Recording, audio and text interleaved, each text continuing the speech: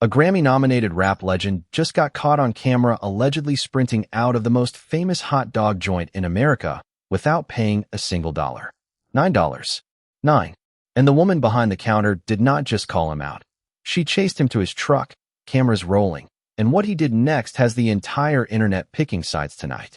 But hold on, because that is not even the wildest story we have on the table. Snoop Dogg just confessed on record why he lets his wife run male exotic nights and personally shows up to make it rain.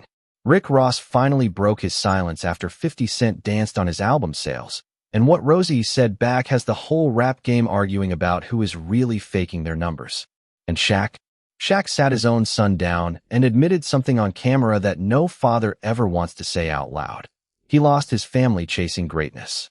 Every single one of these stories has receipts. Every single one has a twist, and the last one is going to have you staring at the wall when this video ends. So lock in, do not touch that skip button, because we are about to walk through all of it, piece by piece, and by the end you are going to understand exactly why the timeline cannot stop talking. Let us start in Chicago, because this one is comedy and chaos rolled into one Polish sausage. So here's what happened. No Malice. Yes, one half of the legendary Clipse. The same Malice who has been on tour with Pusha T, shutting down stages across the globe, rolled through Chicago after a show and stopped at the Wiener Circle, that iconic late-night Polish spot, known almost as much for the staff roasting customers as for the food. And according to the woman running that kitchen, Malice grabbed a Polish sausage, hopped in his truck with his security and his cameraman, and pulled off without paying. She did not whisper it. She did not leak it to a blog. She got on camera and put Malice on full blast in front of the whole world. Now here is where it gets messy, y'all. Because Malice did not tuck his tail and go quiet. Malice pulled out the receipts. He posted his own video, footage he had right there from his own cameraman, and his side of the story flips the entire narrative upside down. In the clip, Malice walks up calm as can be, and the energy in that kitchen is already at a 10 before he even orders. This is the same man who has spent the last stretch of his career talking about faith, growth, and walking a cleaner path, and he is standing in the Wiener Circle getting barked on like he is in a roast battle he never signed up for. And watch how Malice moves, because this is the part everybody keeps replaying.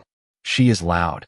She is going off. She is cracking jokes about Flavor Flav, and Malice just keeps saying, "I appreciate you." Over and over. "I appreciate you. Thank you for coming out. God bless." The man is blessing people while he is allegedly committing the pettiest larceny in hip-hop history. Make it make sense. And then comes the detail that blows the whole accusation to pieces. In the footage, somebody behind that counter tells Malice it is on the house. On the house. You can hear it. His people heard it. That is why Malice and his crew got in that truck feeling good, waving, saying thank you, God bless, love you, because as far as Malice knew, the Wiener Circle had just shown him some Chicago hospitality. Now the owner is telling the world Malice stole from her, and she is demanding he send her the money for that Polish.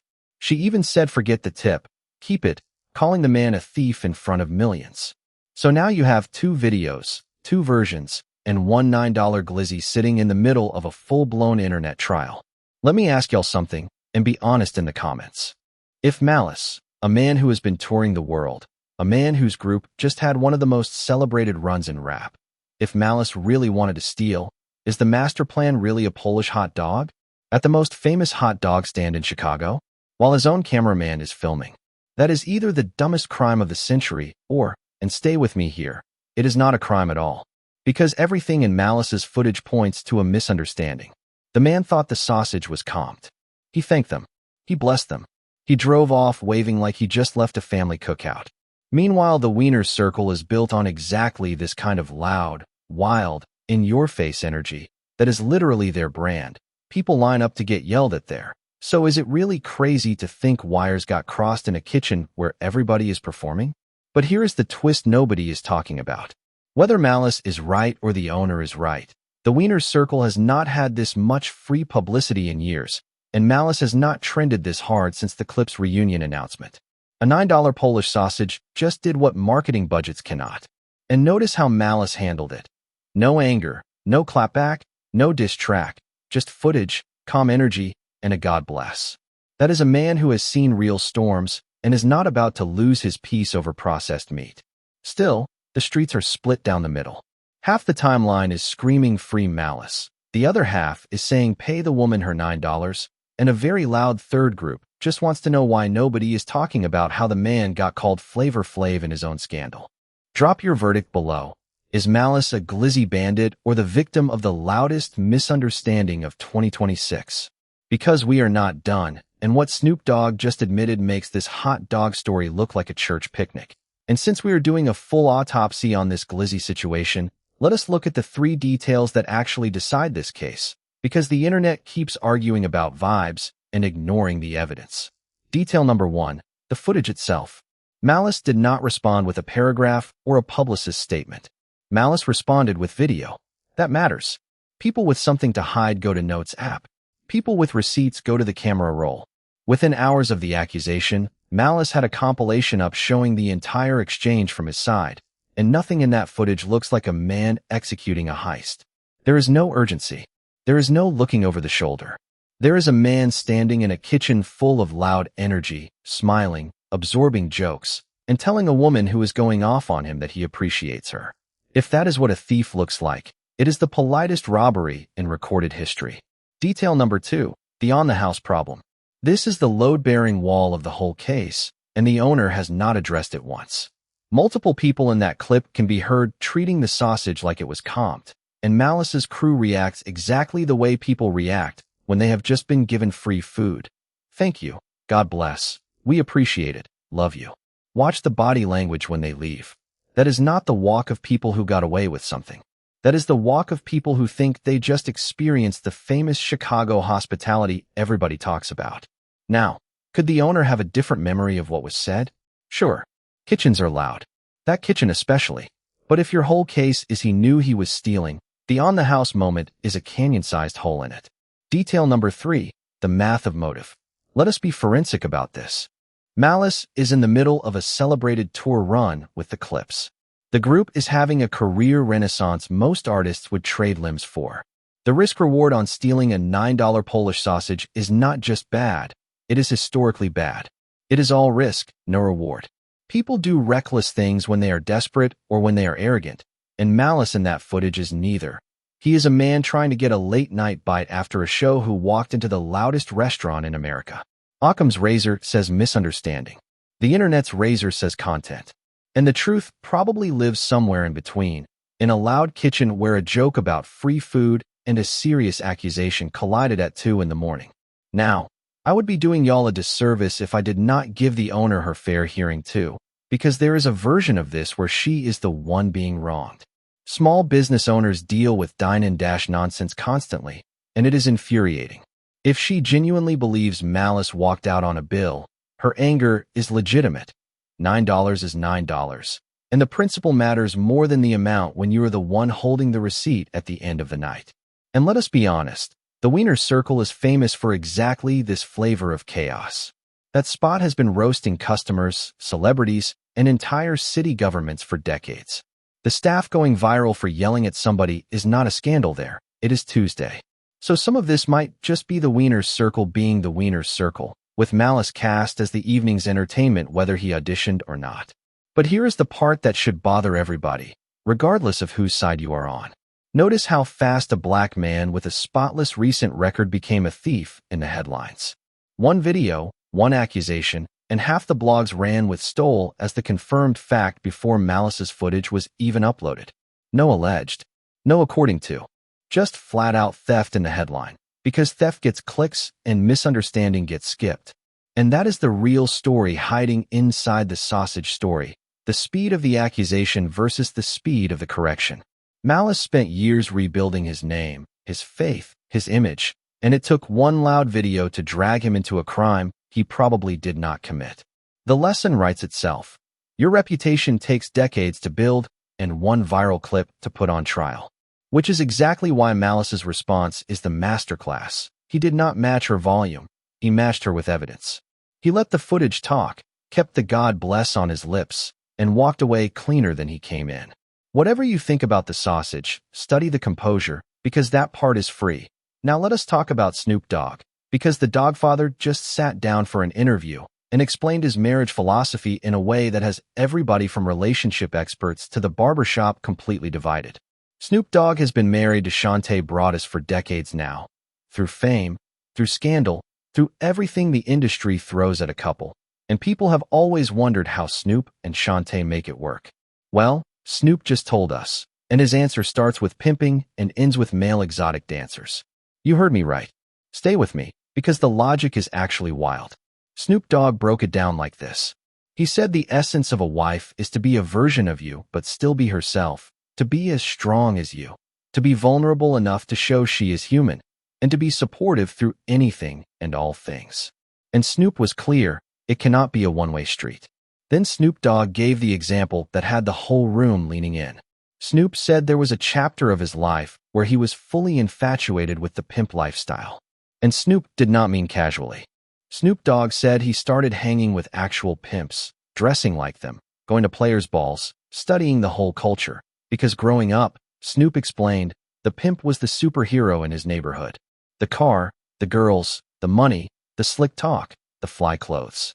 Young Snoop saw that as the top of the mountain, and as an adult Snoop Dogg chased the aesthetic for 3 straight years. Made movies about it. Lived it. And what did Shante Broadus do during Snoop's pimp era? Nothing. Not a complaint. Not an argument. In fact, listen to what Snoop Dogg revealed next, because this is the part that tells you who Shante really is. For Snoop's 35th birthday, Shante Broadus threw him a players' ball-themed party and invited all the pimps.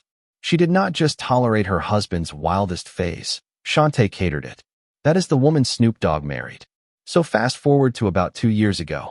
Shante Broadus decides she wants to buy a strip club. And not only does Shante buy the club, she starts hosting male exotic nights. Frequently. That is Snoop's word, frequently. Now picture this.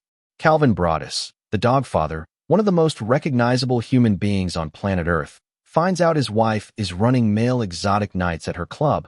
And what does Snoop Dogg do? Does Snoop ask what in the world is going on? No. Snoop Dogg said it himself. I support. I show up. I throw money in the air. Snoop is in the building at Shante's male exotic nights, making it rain, because as Snoop put it, she supported me when I was going through something I thought was fun and fly. So this is something she enjoys, and it is her world. Now, let us sit with that for a second, because the internet is doing backflips over this, and I need y'all to really think about what Snoop Dogg is saying. On one level, what Snoop is describing is reciprocity. Shante held him down through his chaos, so Snoop holds Shante down through hers. On that level, it is almost beautiful. Decades of marriage, and the secret sauce according to Snoop Dogg is simply never making your spouse feel alone in their season, even when their season is questionable. Snoop even admitted he was shocked when Shante bought the club. His exact reaction was basically, a strip club? Wow, honey. Okay, I will support it. There is something genuinely funny about the most unbothered man in music being mildly surprised by his own wife after 30 years. But here is the question that has the comments section at war, and I want your take. Is support unlimited? Because Snoop Dogg's philosophy sounds noble until you push on it. If your partner's passion is something that quietly tears the house down, do you still show up and throw money in the air? Snoop says yes, support first, judge never. And Snoop's proof is standing right there. He and Shante Broadus are still married, still solid, still winning, in an industry that eats marriages for breakfast. Meanwhile, couples who judge each other over far less are divorced in 18 months. So maybe Snoop Dogg is onto something. Or maybe, and hear me out, the healthiest version of love is support with guardrails, where you back your partner's dreams, but you also love them enough to say, baby, this one right here is not it. Where do y'all land? Team Snoop, support no matter what? Or Team Guardrails? The comments are going to be a battlefield, I already know. And speaking of battlefields, Rick Ross and 50 Cent are back at it. And this time the beef is over math. And since the Snoop Dogg interview has everybody playing relationship counselor, let us actually unpack the layers here. Because there are at least 3 conversations happening at once, and the timeline keeps smashing them together. Conversation 1 is about reciprocity. And on that level, Snoop Dogg is saying something genuinely worth hearing. Think about what Shante Broadus has absorbed over the decades. Snoop's pimp era was not a weekend phase. Snoop described 3 straight years of immersion, the parties, the players' balls, the whole theater of it. Most marriages do not survive 3 months of a spouse living a double life as a personality. Shante Broadus did not just survive it. She threw the man a themed birthday party in the middle of it. You can question the judgment all day, but you cannot question the commitment. So when Snoop says I show up and I throw money in the air, what Snoop Dogg is really saying is I remember the ledger. That woman carried my chaos, so I am going to carry hers. In a world where most celebrity marriages are PR arrangements with a prenup longer than the vows, that kind of ride-or-die accounting is rare. Conversation 2 is about what Shante Broadus actually built, and this part keeps getting buried under the shock value. Shante did not stumble into a strip club. Shante bought a business. Ownership. While everybody is giggling about male exotic nights, notice that a woman who spent decades being introduced as Snoop's wife now owns her own venue, runs her own events, and has her own world, which is exactly the word Snoop Dogg used, her world. Snoop said people would assume it is his world because of the music, and Snoop corrected that on the spot. No, Snoop said, this is hers. There is a version of this story that is not scandalous at all. It is a woman building an enterprise and a husband secure enough to be a customer at it. That framing does not go viral, but it might be the truest one. Conversation 3 is the uncomfortable one, and I am not going to skip it. Support without boundaries is not always love. Sometimes it is avoidance wearing love's clothes. If the roles were reversed, and the story was Shante supporting something that was quietly eating Snoop alive, we would call it enabling. The reason Snoop Dogg's version works, if it works, is that neither of their seasons were destroying the other. His pimp era was theater and bad judgment, not addiction or betrayal of the marriage itself, and her club is a legal business, not a crisis. That is the line. Support the dream, question the destruction. And to Snoop's credit, there is a hint of that wisdom even in his telling. Snoop admitted he was shocked when Shante bought the place. He did not pretend he was instantly comfortable.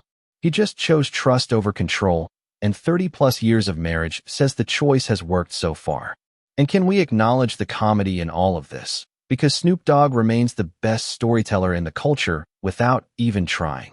The image of the Dogfather, the man who taught an entire generation to be unbothered, sitting in his wife's club on male exotic night, tossing bills into the air like he is at a family reunion, is cinema. Snoop has spent his entire career being the coolest person in every room, and somehow the most wholesome thing about him in 2026 is his marriage. While younger artists are publicly imploding over situationships, the 50-something-year-old gangsta rap pioneer is out here giving the most detailed defense of spousal support we have ever heard. That is growth. Weird, chaotic, money-in-the-air growth, but growth. And one more thing before we move on. Notice that Snoop told this story with zero hesitation. No PR filter, no careful wording, just here is my wife. Here is our deal. Take it or leave it. That confidence is the whole philosophy in miniature. Snoop Dogg is not asking for your approval of his marriage, and honestly, that might be the most Snoop thing about the entire interview. Let us set the scene, because this feud is older than some of y'all watching. 50 Cent and Rick Ross have been trading shots for years, and 50 Cent has never needed much of a reason to pull up on Rozay. Well, 50 found his reason. Rick Ross dropped his latest body of work, the album he has been calling Set in Stone, and the first week numbers came in around the low 20,000s, depending on whose count you trust. Now, in a vacuum, that is just a number. But 50 Cent got hold of a chart image claiming Rick Ross hit a new low, and 50 posted it with a caption that was pure vintage Fifth. You, sir, I am sorry. It is over. You cannot fake it forever. No diss record. No interview. Just one Instagram post and a funeral announcement. That is how 50 Cent buries people in 2026, with memes and arithmetic. And for a lot of artists, that is the moment you fold. You either ignore it and look scared, or you clap back emotional and look rattled. But Rick Ross did neither. And y'all, what Rick Ross did instead is either the smartest response of his career or the most deluxe coping mechanism we have ever seen. And honestly, it might be both. Rick Ross got on camera, calm as a man 10 pounds lighter, and flipped the entire conversation. Rozay said this. The reason you see those drastic fall-offs with other artists, big first week, then a cliff, is because the numbers were inflated to begin with. Bots, fake streams, manufactured momentum. And then Rick Ross dropped the line that is now all over the internet. The new flex is no bots. Keep it genuine. Keep it pure. Let the music fight the battles. The new flex is no bots. Say what you want about Rick Ross. The man knows how to coin a phrase under pressure. But Rick Ross was not done, because then Rozay went straight at 50 Cent's jugular with a question nobody can comfortably answer. Rick Ross said, "If your followers are real, if your streams are real, if all those millions of people genuinely ride for you, then why can none of you sell anything outside of music? Why do the sneakers flop? Why does the alcohol sit on shelves? Why does every side venture fail?" Rick Ross argued that a real fan base buys whatever you touch. So if your albums move, but everything else you launch dies on arrival, maybe the album numbers were never real either. That is not a diss, y'all. That is an audit. Rick Ross basically accused half the industry of being retail fraud proof of streaming fraud, and he did it with a smile on his face and a glass in his hand. And just to twist the knife, Rick Ross brought up sneakers directly. Rozay said the G-Unit sneakers are heading to Costco, said he actually likes the Lloyd Banks pair better than the rest, and then offered this little dagger. Some of these guys do not even have sneakers. He even told 50 Cent, since the free boy stuff is not happening anymore, you can focus on the sneakers. Give Lloyd Banks his own high top. That is Rick Ross performing an entire comedy set while filing somebody's taxes. Disrespectful and administrative at the same time. Now here is where it gets genuinely interesting, because buried inside the trolling, Rick Ross made the argument his whole career has been building toward. Rozay said the long game is the real win. 20 years later, and we are still here. He said his album is causing discussions, that people are saying the counting system broke because of what he did, that the streets are still debating which body of work will be crowned the best of the year. And love him or hate him, there is a point in there. Rick Ross has been written off more times than anybody in rap. 50 Cent declared his career dead back when some of y'all were in middle school. And yet here Rick Ross sits, in 2026, still dropping albums, still touring, still signing artists, still wealthy enough that a bad first week is a punchline and not a funeral. Meanwhile, let us be real. There is also a fair question about whether any of this matters, because nobody in this era is moving the numbers people moved 10 years ago. The whole industry is down. Even the biggest names are watching week 2 cliffs that used to be unthinkable, and half the time the loudest online fan bases are the quietest at the register. Remember when certain artists sold out entire tours, and then the album vanished without a trace? Exactly. So when Rick Ross screams no bots, he is betting you are tired of the fake number era. Is he right? Or is the new flex just the newest excuse? Get in the comments, because this debate is not ending today, and neither is this video, because what Shaq just told his son is the heaviest moment of the entire show. And let us stay on this Rick Ross and 50 Cent situation for one more lap, because the comment section underneath Rozay's response told its own story, and it was not pretty. I scrolled the reactions so you do not have to, and the streets were ruthless. One person said the new flex is going double aluminum. Another one said this man has been in character for years, and the character is now directing the movie. And my personal favorite, somebody wrote that Rick Ross stopped laughing the second he finished recording. The internet is undefeated, y'all. But here is the thing about those jokes. They prove Rick Ross's point and 50 Cent's point at the exact same time. And that is what makes this whole exchange so fascinating. 50 Cent's argument, stripped of the trolling, is simple. The scoreboard does not lie. First week numbers are the industry's report card. And if your report card says 20-something thousand, no amount of jewelry and pools changes the grade. And 50 is not wrong that numbers are numbers. Fifth has built an entire second career on being the scoreboard's enforcer. He did it to Ja Rule. He has done it to Rick Ross for 15 years. And the reason it stings every single time is because there is always a kernel of truth in the joke. When 50 Cent said you cannot fake it forever, he was talking to every artist who ever used smoke and mirrors, and everybody in the industry heard their name a little bit.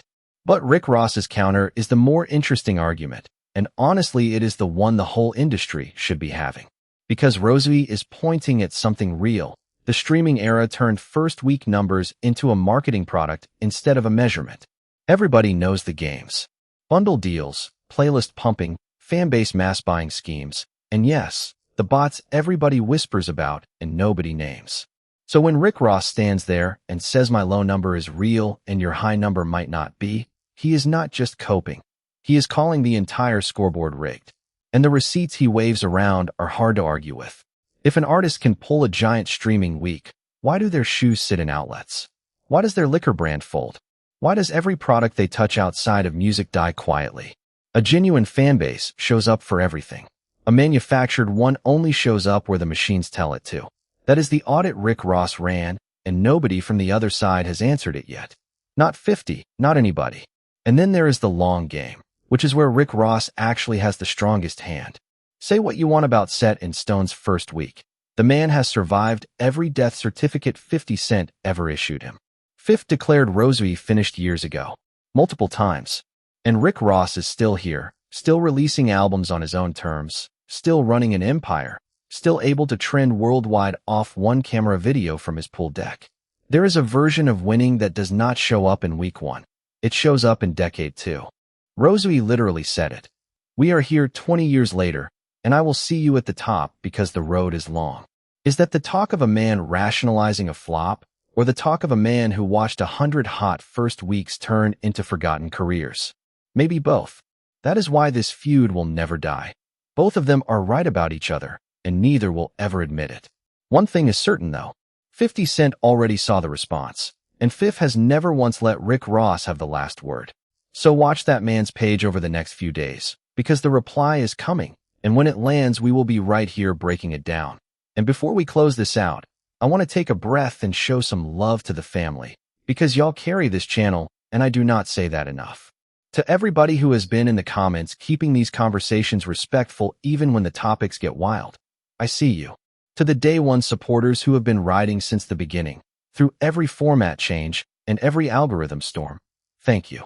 To the new faces who found us this week, welcome home. You picked a legendary day to pull up.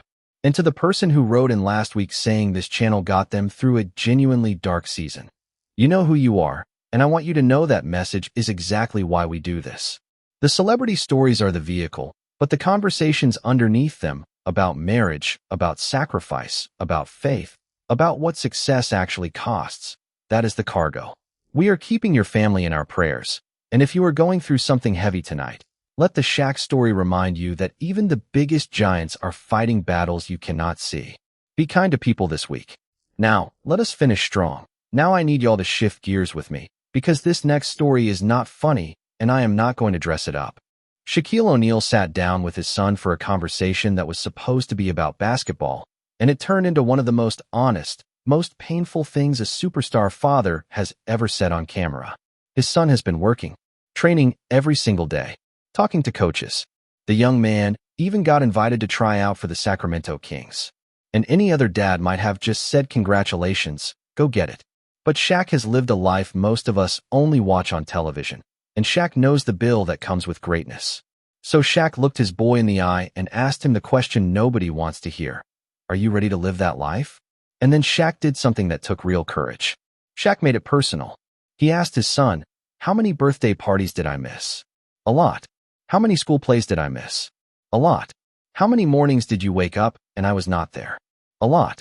And his son, to his credit, showed a maturity that tells you Shaq raised him right even from a distance.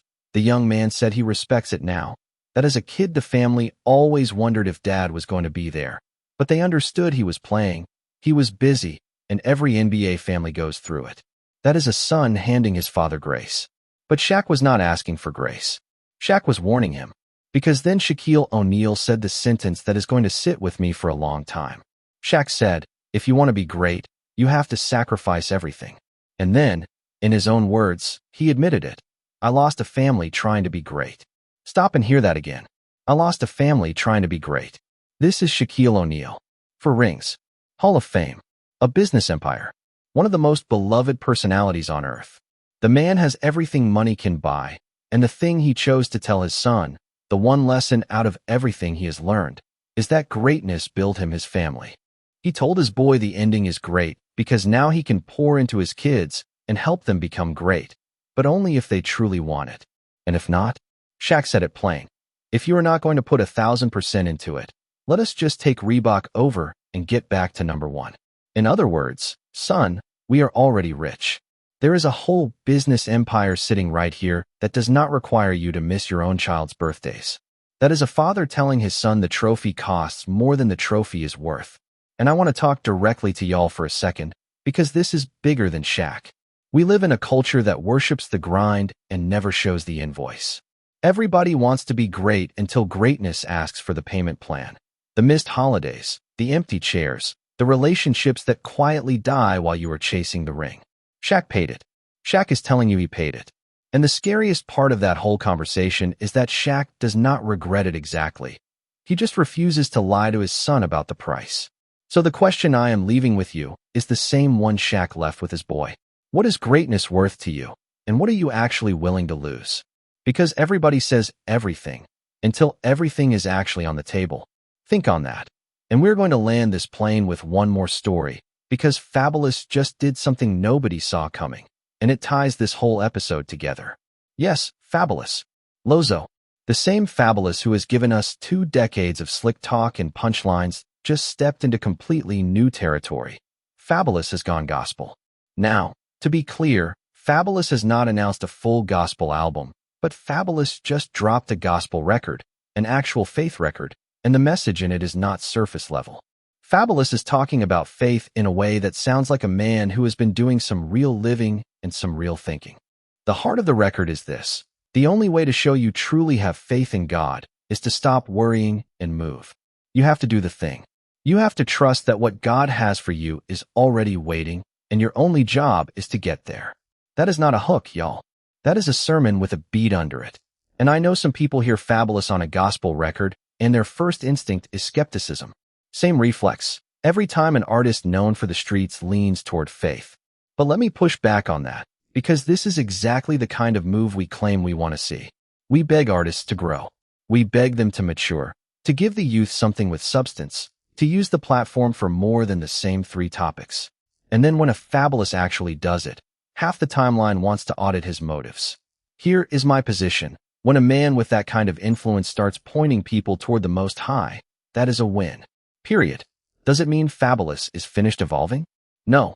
Growth is a road, not an event. But every artist who steps toward the light makes it easier for the next one. And if this record is where Fabolous is headed, then I am rooting for the whole journey, not just the single. Now step back and look at what today actually gave us, because I do not think it is an accident these stories landed together. Malice, a man who walked away from the wild life for his faith, getting falsely or fairly accused over a $9 hot dog, and responding with God bless instead of anger. Snoop Dogg teaching us that decades of marriage survive on radical, sometimes questionable support. Rick Ross arguing that real beats fake, that the long game beats the loud weak. Shaq confessing that the summit cost him the very people he climbed for. And Fabolous closing the loop, telling us the only real flex left is faith and the courage to move on it. Fame, money, loyalty, numbers, sacrifice, faith. Every story today was the same story wearing different clothes. What does it all cost, and what is it all worth? So here is what I need from you before you go. 3 things. First, the Glizzy trial. Is Malice innocent, or does he owe that woman her $9? Second, Snoop Dogg's marriage philosophy. Unlimited support, yes or no? And third, the one that matters most. Would you trade your family for greatness the way Shaq described? Or is that a price you would never pay? Get in those comments, because I read every single one and the best takes are getting pinned. If you are rocking with the channel, hit that like button right now. It costs you nothing, and it pushes this conversation in front of the people who need it. Subscribe if you are new, tap the bell so you never miss a drop, and share this with somebody who needs to hear the Shaq story tonight. And listen, if you thought the Malice footage was crazy, wait until you see what I have got for you in the next one, because there is a story sitting on my desk right now involving a legend, a leaked call, and a betrayal that makes today's hot dog heist look like a rounding error. You are going to want to be here for that. Until then, keep your circle tight, keep your receipts tighter, and I will catch you on the next one. Peace.